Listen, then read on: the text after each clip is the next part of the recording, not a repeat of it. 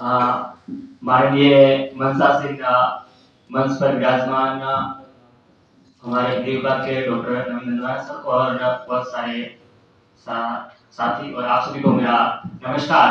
और जो आज हमारा टॉपिक है भारतीय संस्कृति पर पाश्चात्य संस्कृति का प्रभाव।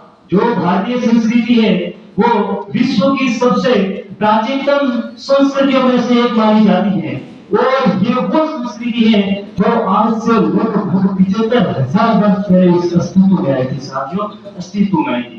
जब वो संस्कृति आज से 75,000 वर्ष पहले अस्तित्व में आई थी, उसे भला कौन प्रभावित कर सकता है, उसे भला कौन इफेक्ट कर सकता है साथियों।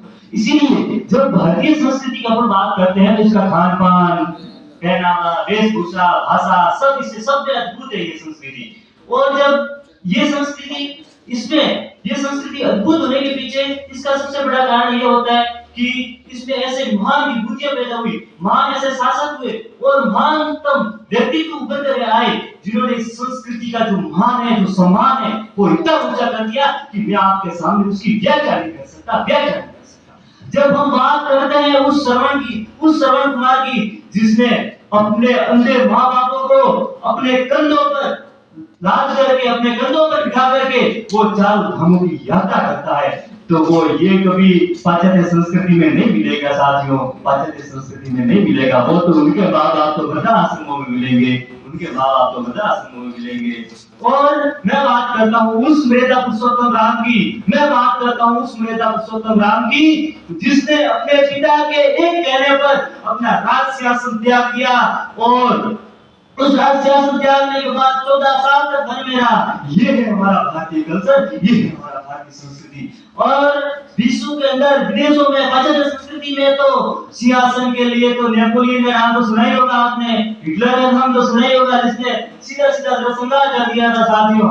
इसीलिए ऐसे जब राम और हम बात करते हैं, एक मैं आपको उदाहरण बताता हूँ महात्मा बुद्ध का, वो भी भारतीय थे। उन्होंने अहिंसा का नारा दिया और उन्होंने अहिंसा जैसे महान आदर्शों को स्थापित करने का प्रयास किया साथियों। ये अहिंसा कहने में छोटा शब्द है, लेकिन इसकी जो महत्ता है वही समझ सकता है जो इसको पूरा तरीके से इस पर जो रिसर्च कर सकता है साथियों। इसीलिए ये संस्कृति की केवल यह तक कि आप तक सीमित मत रहिए कि इसका औद्योगिक प्रभाव क्या रहा, इसका वो क्या रहा, और इसकी भारत का इतिहास, इसी संस्कृति को देखोगे तो इन जो कुछ ही ऐसी संस्कृतियां हैं, जो कुछ ही ऐसे कारक होते हैं जो भारतीय संस्कृति को प्रभावित करते हैं, जैसे ये कपड़ों, ये बहुत छोटी बात है, लेकिन आप इसकी गहराई को जानोगे तो ये संस्कृति अपने आप में महान है। जब इस संस्कृति के बारे में कुछ दो लाइनें कहूंगा कि भारत की संस्कृति तो आज भी जिंदा है,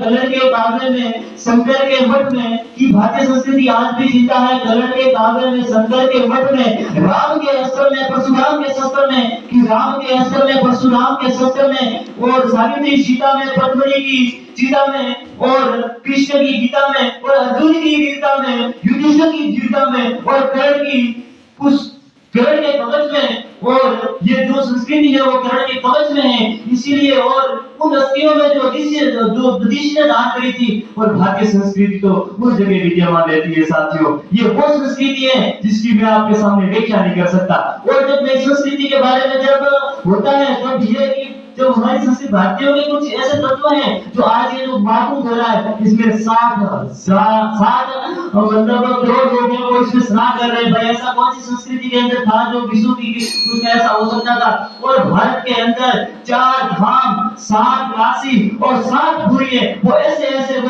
भारत के अंदर स्टार्ट हो तो क्या यार प्रभावित करेगी ये संस्कृति और क्या